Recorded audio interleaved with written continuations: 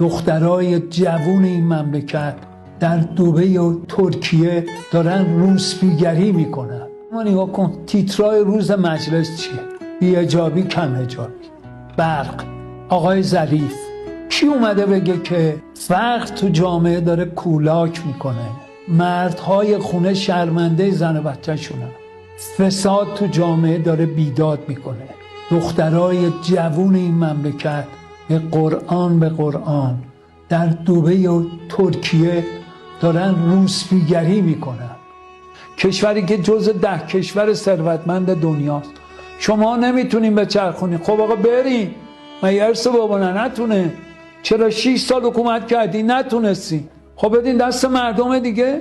تمام نابغه ها این مملکت برن، متخصصا برن، شماها بمونی. کدوم مسئول بچهش رفته شهید شه؟